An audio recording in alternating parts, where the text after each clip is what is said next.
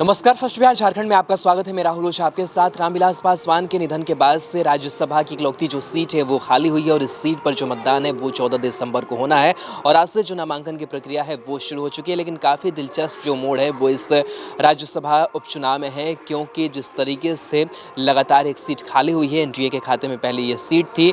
वहीं अगर बात करें इससे पहले की, तो चिराग पासवान जो हैं वो ये चाहते हैं कि उनके पिता के निधन के बाद से ऐसी चर्चा लगातार वो कर रहे थे कि ये जो सीट है उस पर जो प्रत्याशी है वो रीना पासवान के रूप में अपनी मां को उतारे। लेकिन लगातार वो ये भी बात कह रहे थे कि अगर बीजेपी समर्थन नहीं करेगी तो वो उम्मीदवार नहीं देंगे। जेडीयू की तरफ से स्पष्ट हो गया है कि जेडीयू जो है वो समर्थन किसी भी कीमत पर एलजेपी प्रत्याशी को नहीं देने जा रही है और बीजेपी भी जो है वो जेडीयू को नाराज नहीं करने जा रही है। इसलिए ये तय हो गया है कि जो प्रत्याशी के लिए चर्चाएं चल रही थी चिराग पासवान की तरफ से, वो लगभग खत्म मानी जा रही है और ऐसे में माना जा रहा है कि बीजेपी की तरफ से जो प्रत्याशी हैं वो इस राज्यसभा उपचुनाव के लिए जो मैदान में है वो उतरेंगे और नामांकन की जो प्रक्रिया है वो शुरू होगी।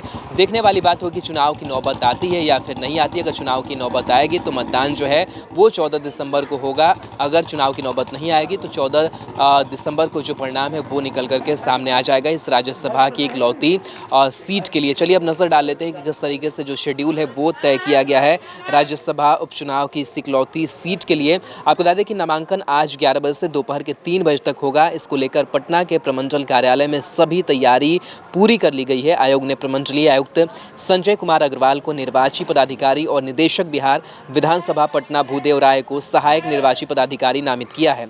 चुनाव आयोग राज्यसभा की एक सीट पर उपचुनाव का जो कार्यक्रम घोषित किया है उसके अनुसार आज से 3 दिसंबर तक नामांकन पत्र दाखिल किया जा सकेगा। 4 दिसंबर को नामांकन पत्र की जांच होगी और उम्मीदवार 7 दिसंबर तक अपना नामांकन पत्र वापस ले पाएंगे। अगर आवश्यकता हुई तो 14 दिसंबर को मतदान होगा। सुबह 9 बजे से लेकर शाम 4 बजे तक मतदान का वक्त रखा गया है। उसी दिन शाम 5 बजे से मतों की गिनती होगी और परिणाम सामने आ जाएगा।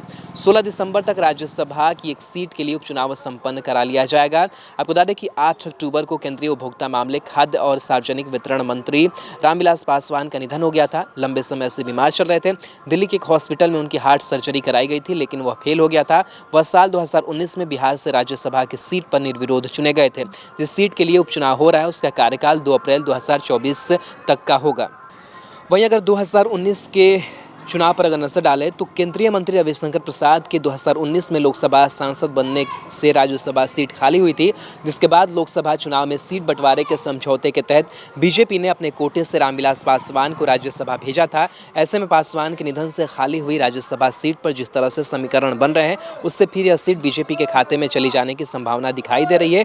एलजेपी के समक्ष संकट यह बरकरार है कि उसके पास महज एक विधायक है। ऐसे में जीतना तो दूर, 5 प्रस्तावक भी अपने दम पर वह पूरे नहीं कर पा रहे हैं। साथ ही साथ बीजेपी की अगर बात करें तो जो नाम रेस में आगे चल रहा है वो सुशील मोदी हैं।